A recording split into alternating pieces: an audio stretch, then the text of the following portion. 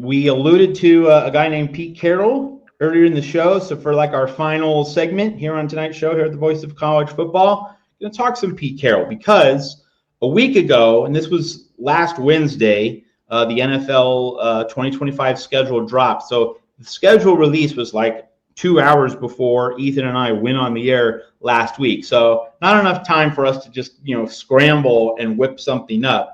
We wanted to take a week, think about the schedule, look at it, study it, and come up with our opinions on what we forecast and what we think might be kind of the pivotal moments, the pivotal elements of this Las Vegas Raiders schedule for 2025. So, Ethan, as we look at the schedule, week 1 at the Patriots, week 2 in the What's Your Deal Bowl. Pete Carroll against Jim Harbaugh. They're going to have some fun with the Chargers and the Raiders, but that is the Monday night. It's actually Monday night. Week 2 is a doubleheader. Buccaneers are the first game, and then Chargers Raiders are the second game on September 15th. Then a trip to the NFC runner-up Washington Commanders in week 3. Pete Carroll versus Caleb Williams and the Chicago Bears in week 4. So just kind of mentioning the first few games in the schedule. You can obviously look up the full schedule on your own computer. But Ethan, a lot of really sexy games and storylines. I mean, Pete Carroll against Jim Harbaugh, Pete Carroll against Caleb Williams, and of course Pete Carroll trying to blunt the Kansas City Chiefs and their dynastic run in the AFC West. Like he's now in the AFC. Lots of different dynamics compared to what he had with the Seattle Seahawks. Your impressions of this schedule, some of your general notes, will obviously follow up with a few more in-depth items. I think it's honestly a decently favorable schedule for the Raiders. I think that their fans often complain that there's some sort of scheduling curse against them, that they seem to always get the short end of the stick, but they can't really complain about that this year. I mean, they play a lot of opponents that weren't necessarily the best teams in 2024. You mentioned the Patriots, the Bears weren't great. The Titans obviously ended up getting the number 1 overall pick. They play the Jaguars. The Cowboys weren't good. The Browns weren't good. And they play the Giants as well. So that's like honestly half the schedule of teams that were at the, kind of the cellar of the league in 2024. Obviously the Raiders can be counted among those teams. So it's not like, we have seen the Raiders prove that they can consistently beat teams of that caliber, but it's not the least favorable schedule in the world. I think that it's, they should be excited in Vegas about the potential that, for what Vegas can do with the schedule. I think that I saw that, the travel schedule too is decently favorable for them as well. It's not, there's not a bunch of like crazy long road trips, and they finish out the season with a couple of home games. So generally it's decently favorable. So nothing to complain about there from a Raider fan's perspective. I think a couple of games that stand out to me, like you said, their second game against the Chargers. I have loved watching Pete Carroll and Jim Harbaugh's rivalry over the years. It obviously goes back to USC and Stanford. The main format in which I watched it was when they were the Niners and Seahawks coaches, and it was Pete Carroll just generally always kind of stepped it up in those rivalry divisional games. So I think that the added significance of them being divisional rivals again is really exciting. So that's a game that I have circled on my calendar if I'm a Raiders fan for sure. There's also a potential reunion of Pete versus Russell Wilson. If Russell Wilson somehow is the starter in December, then he will obviously play against a Pete Carroll coached Raiders team when the Giants visit Vegas on December 27th.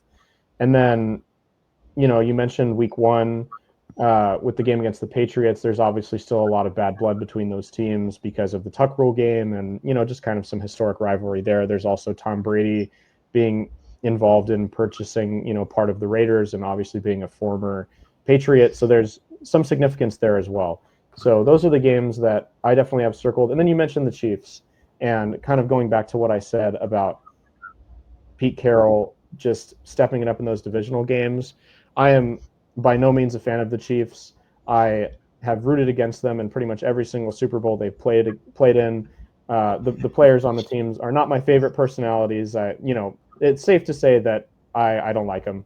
So I'm hoping that I can watch the Raiders, kind of surprise the Chiefs in at least one of the games. In a perfect world, they do it in both, from my perspective, but in at least one of the games, because I'd be so excited to see the Raiders scoring a late touchdown and just panning to Pete Carroll with his trademark excited, positive energy, pumping everybody up, and Andy Reid just kind of dumbfounded on the other sideline, like so many other coaches have been coaching against Pete Carroll over the years. So that would be kind of the pinnacle of the Raiders season for me, if I get to see that. But yeah, a lot to look forward to, honestly, and a lot to be optimistic about.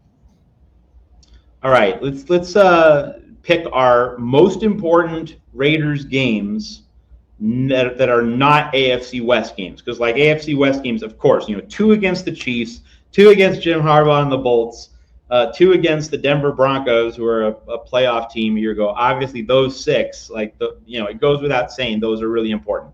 Your 2 biggest non AFC West games in the Raiders schedule. I'm going to get the 2 that I have.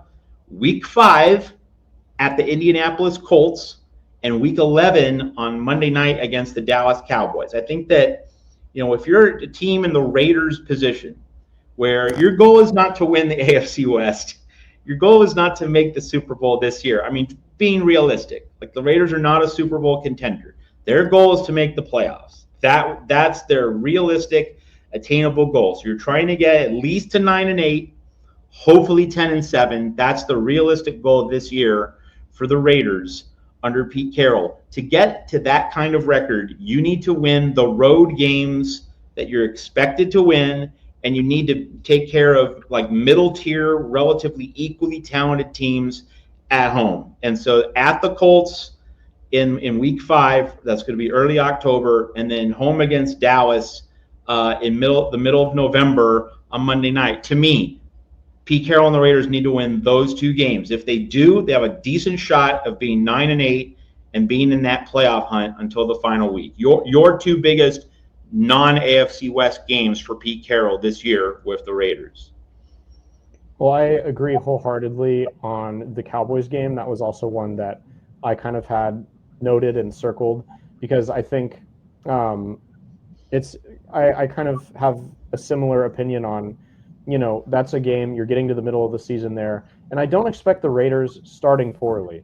I think if they're going to miss the playoffs, it's going to be because of a mid or late season collapse, in my opinion, because I think that they have early season games against the Patriots and the Bears and the Titans. I think they win 2 to 3 of those games for sure. And then I think that they definitely get at least one against either the Chargers, the Commanders, or the Colts. So I think, you're going into that game with 3 or 4 wins. You're probably kind of right in the middle. Sorry, excuse me. That's a little bit later in the season. But you have at least 3 or 4 wins there. There's a couple more games. Another winnable one against the Jaguars, another winnable one against the Broncos. Not obviously guaranteed. They probably don't win both of those, but they're winnable. So I think you come up to the Cowboys game with like 5 or 6 wins, but also probably around the same amount of losses. So that's kind of a pivotal, like you said, primetime game, a little bit of a different schedule. So they have to be prepared for that. So I think that is one that I had circled as well. In terms of the earlier season game that I had circled, I was a week earlier than you, and I had the Bears circled over the Colts, only because I think the Bears and the Raiders are both going to be in somewhat of a position where that's going to be an important game for them, because either they're both going to start fast and they're going to want to keep that momentum going, or they're both going to start slow, and this is going to be, when it gets to week 4, especially if either team is 0-3, that's when you start panicking about this could be a lost season. This could be another season where we miss the playoffs. These are a lot of franchises who have had a lot of recent frustrations. These are franchises who have made big splashy acquisitions in the last couple of years recently. And, the added significance of a Caleb Williams versus Pete Carroll, and the added significance of it being at home, because Mark Davis has been really insistent on making sure that Allegiant Stadium is a more hostile environment for, opposing teams, and is a more just generally desirable location for Vegas fans and for, even if they're not Raider fans, just like football fans in Vegas to come to and spend their Sunday. So, and people are going to show up for the home opener against the Chargers, to see Harbaugh versus Pete Carroll. Just because it's the home opener, there's always the added hype. But you kind of need to retain that fan attendance week 2, again, build momentum, show these fans at least one win in the first 2 games to keep them wanting to come back.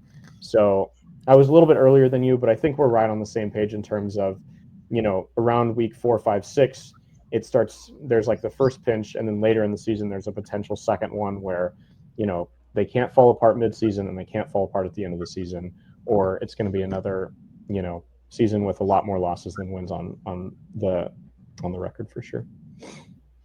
One interesting note from my perspective on this Pete Carroll Raiders schedule and journey in 2025, you referenced how you don't really like the Chiefs, and most people don't. Most people outside of Kansas City don't. But it's interesting that if you were to tell me, Ethan, right now, the Chiefs get the number 1 seed in the AFC, I would respond to that by saying, you know what? The odds of the Raiders and Pete Carroll making the playoffs are higher as a result of that. Now, you might wonder, why would that be? Here's why. Chiefs at Raiders, week 18.